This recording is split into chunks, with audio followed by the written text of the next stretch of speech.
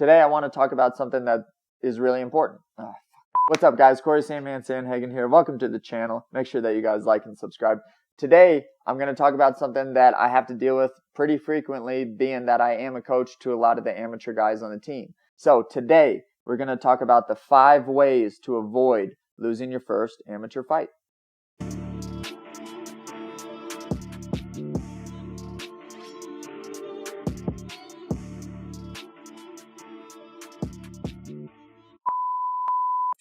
Number 1, guys, I see this every single time I go to an amateur show.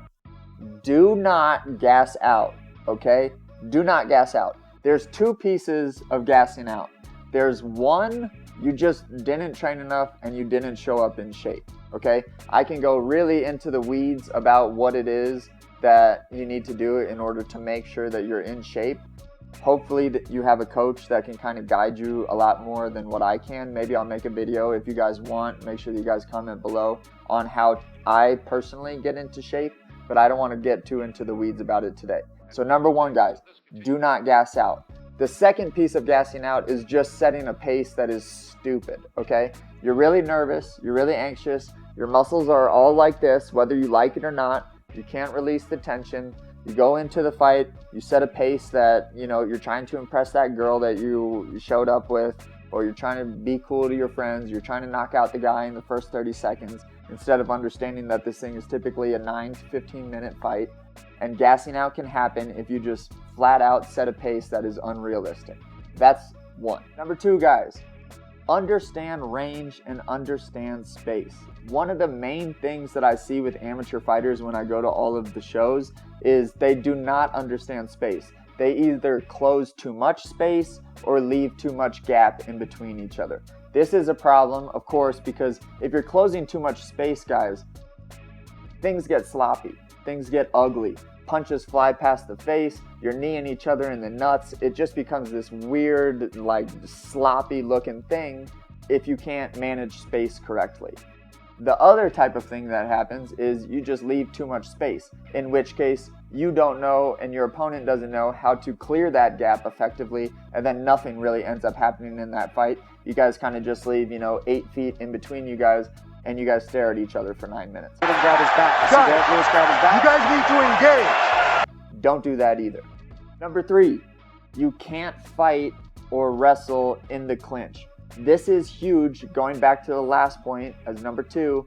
If you can't manage space, most people, because most people want to fight, they want to go out and get it, they close too much space. In that closing of too much space, a lot of clinching happens in amateur fights. You have to know how to clinch and how to wrestle going into amateur fights. Again, the reason is not because wrestlers are some major dominant martial art or anything like that. It's the fact that most of the time when people throw punches and they're nervous, they punch way past because they're overdoing it.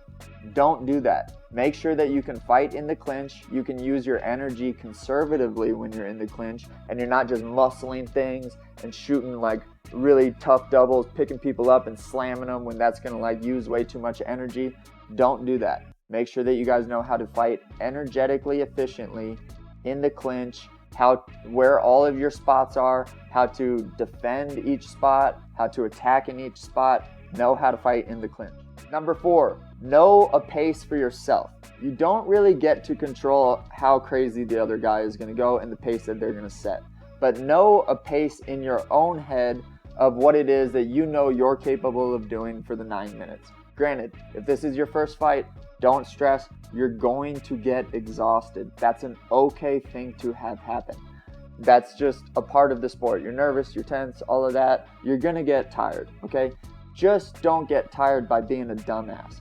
Get tired by being nervous. That's okay.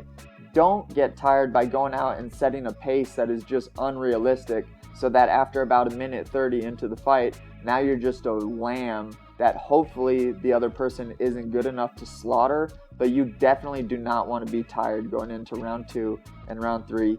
Know your own pace. Set a good pace. You're not fully in control of that, but you have a lot more control of that if you can deal with a little bit of those nerves. Number 5, guys, last one, know your path to victory. This is important in all fighters, but especially as amateurs. You can't just go out and be like, well, I guess I'm going to fight him. Like, that's not how this works. If you're a good grappler, or you have a badass guillotine, or you have a badass rear naked choke, figure out ways to make the fight happen there. That's important. That happens through training, and that happens, of course, on the day of the fight, knowing that, okay, I'm good at this. Make sure that I can try to make the fight go in this area. That's really important. If you're a striker and you know that you're fighting a wrestler that can't strike and throws punches like this, okay? Go out there, understand that you're a better striker. In order to be the better striker, you need to keep it in a range where you can punch and not get tied up and clinched. Know your paths to victory so that you can go in there, be a badass, and win. And it's not just this big, giant, chaotic thing where you don't know which path to choose because there's so many choices. Know one or two of those. Know where you're good. Go out, win. I hope that this video was helpful. I know it was short. Make sure that you guys like and subscribe below. Comment. Let me know what you guys want to see more of. Peace. I love you. Bye.